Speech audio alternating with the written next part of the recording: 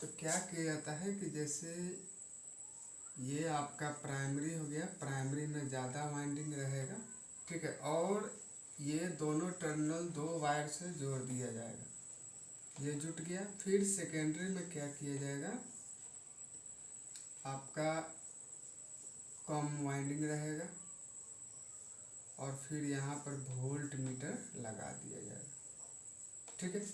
तो देखिए ये जो है पीटी होता है, पीटी।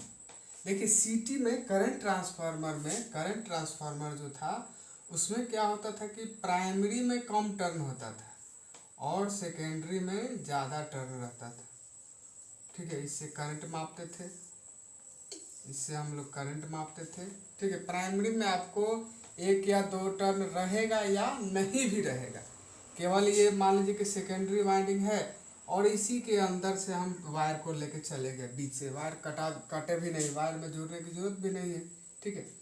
मगर पीटी में क्या होता है कि प्राइमरी में ही ज़्यादा वाइंडिंग रहेगा और सेकेंडरी में कम टर्न रहता है, ठीक है। और ये आपका दो वायर से जुट जाएगा। फिर ये मान लीजिए कि ज़्यादा वोल्टेज है, फिर वोल्टेज अधिक वोल्टेज को मापने के लिए हम पीटी का प्रयोग करते हैं, ठीक है। इसका भी पीटी का भी रेशियो होता है, मान लीजिए कि 100/1000 है या 1 है, जितना रेशियो हो। मान लीजिए कि यहाँ पर आपको 11 वोल्ट बता रहा है और इसका रेशियो 1000/1 है, तो 11 वोल्ट का मतलब हो कि यहाँ पर 11,000 वोल्ट आपका जा रहा है, ठीक है। तो पीटी से हम लोग क्या मापते हैं, वोल्टेज, और सीटी से करंट मापते हैं, याद रखिएगा, ठीक है। इस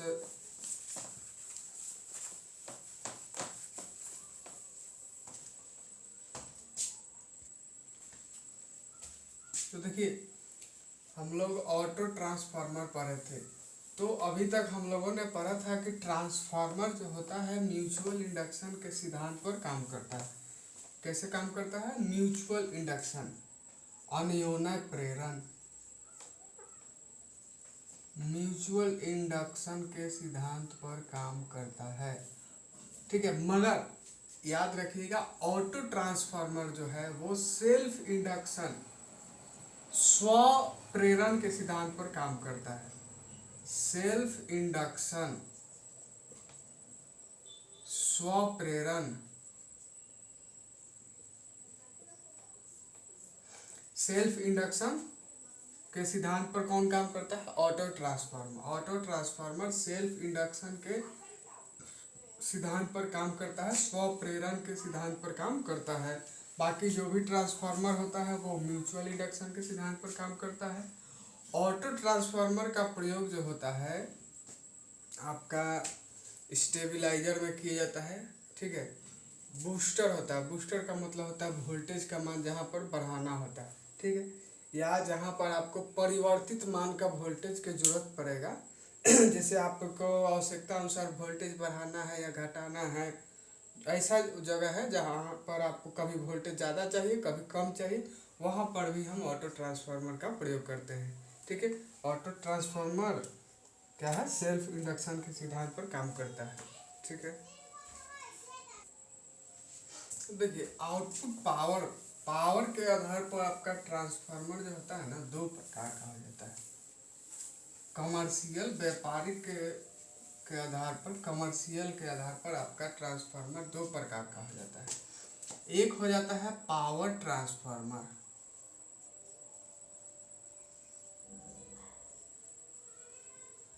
और एक हो जाता है डिस्ट्रीब्यूशन ट्रांसफार्मर।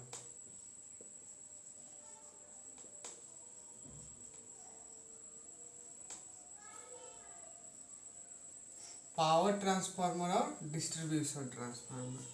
देखिए पावर ट्रांसफार्मर जो होता है ये अधिक पावर का होता है, जैसे कि अभी आपका 5 MVA, 10 MVA, MVA का मतलब होता है mega volt ampere, mega volt ampere, ठीक है। तो पावर ट्रांसफार्मर जो होता है आपका पावर सब स्टेशन में या ग्रिड सब स्टेशन में प्रयोग किया जाता है, ठीक है। ये 5 MVA, 10 MVA, फिर इससे ज़्यादा पावर का आपका ट्रांसफार्मर होता है, ये अधिक पावर क्षमता का ट्रांसफार्मर होता है, इसलिए इसको हम पावर ट्रांसफार्मर ही कहते हैं। पावर ट्रांसफार्मर स्टेप अप या स्टेप डाउन दोनों ही प्रकार का हो सकता है। ये वोल्टेज को बढ़ा सकता है या घटा सकता है, दोनों काम में आता है। पावर ट्रांसफार्मर अलग अलग प्रकार का होता है, जैसे कि पीएसएस में जो होता है 33/11 kV का आपका ये पावर ट्रांसफार्मर पीटीआर बोला जाता है, पावर ट्रांसफार्मर होता है जो 33,000 वोल्ट को 11,000 वोल्ट में बदलता है। तो यहाँ पर वोल्टेज को कम कर रहा है, स्टेप डाउन ट्रांसफार्मर हो जाएगा। वहीं जहाँ पर उत्पादन किया जाता है, मान लीजिए कि 11 kV वोल्ट उत्पन्न हुआ, उसको 33 में या 66 kV में या 110 kV में या 220 kV में बदल रहा है। जहाँ उत्पादन किया जाता है 11,000 उत्पादन किया जाता है, फिर उसको बढ़ा के दूसरे जगह भेजा जाता है जहाँ पर भी भेजना है, तो वहाँ पर हम क्या करते हैं, स्टेप अप ट्रांसफार्मर का प्रयोग करते हैं। वो भी पावर ट्रांसफार्मर है, मगर वो स्टेप अप वोल्टेज बढ़ा रहा है तो स्टेप अप, वोल्टेज घटा रहा है तो स्टेप डाउन, ठीक है। मगर जो ये डिस्ट्रीब्यूशन ट्रांसफार्मर है, ये केवल आपका स्टेप डाउन प्रकार का ही आता है और ये कम पावर में आता है। इसकी क्षमता बहुत ही कम रहता है, 100 MVA 200 MVA नॉर्मली, जैसे कि आपका 25 kVA से ये MVA बोल रहे हैं, 25 kVA 63 kVA kilo volt ampere, ये आपके गांव शहर में घर के पास जो लगाया जाता है, जो 11,000 वोल्ट को 440 वोल्ट में बदलता है। 11,000 वोल्ट को 440 वोल्ट में बदलता है, वो क्या है आपका DTR, distribution transformer. Distribution transformer को DTR कहा जाता है, पावर ट्रांसफार्मर को PTR कहा जाता है, ठीक है। तो ये जो डिस्ट्रीब्यूशन ट्रांसफार्मर है, ये स्टेप डाउन प्रकार का ही होता है।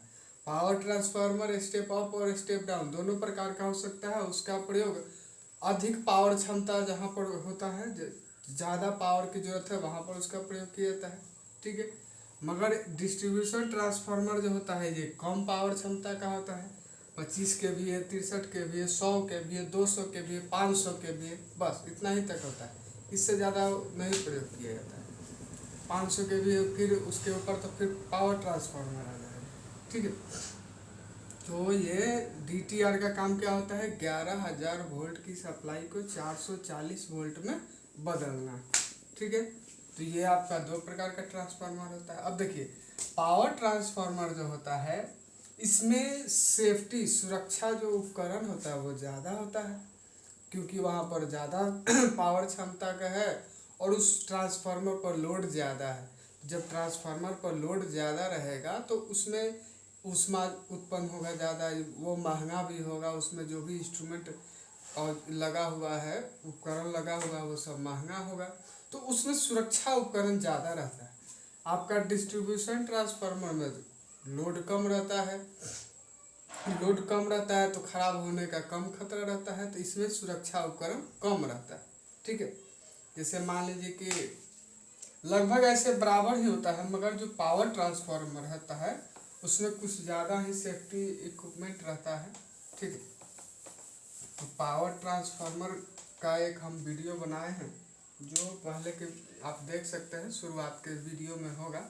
पावर ट्रांसफार्मर का कैसे होता है, क्या क्या होता है पार्ट, वो देख लीजिएगा, ठीक है। अभी हम लोग पढ़ेंगे डिस्ट्रीब्यूशन ट्रांसफार्मर।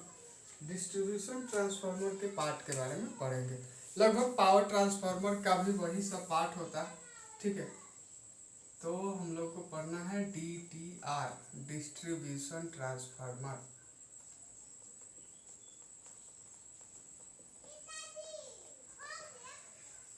डिस्ट्रीब्यूशन ट्रांसफार्मर, देखिए डिस्ट्रीब्यूशन ट्रांसफार्मर में आपको क्या क्या हो जाता है। सबसे पहले तो देखिए, डिस्ट्रीब्यूशन ट्रांसफार्मर स्टेप डाउन प्रकार का ट्रांसफार्मर होगा।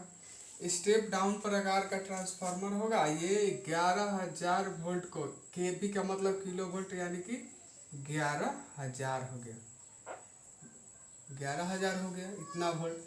तो 11,000 वोल्ट को 440 वोल्ट में बदलता है। इसमें जो वाइंडिंग का कनेक्शन होगा वो डेल्टा और स्टार में होता है। प्राइमरी में डेल्टा कनेक्शन और सेकेंडरी में स्टार कनेक्शन। देखिएगा आपका जो गांव में ट्रांसफार्मर लगा होता है उससे 4 वायर निकलता है, आर वाई बी और एक न्यूट्रल निकलता है, ठीक है। तो ये 4 वायर निकलता है डिस्ट्रीब्यूशन ट्रांसफार्मर से, ठीक है। इसके बारे में हम लोग पढ़ेंगे। तो ट्रांसफार्मर में जो होता है सबसे पहले तो आपका एक कंटेनर होगा, लोहे का कंटेनर होगा जिसमें वाइंडिंग को रखा जाता है, ठीक है। इसमें कितना वाइंडिंग होगा, तो 3 प्राइमरी में और 3 सेकेंडरी में, ये 3 कॉइल रहेगा।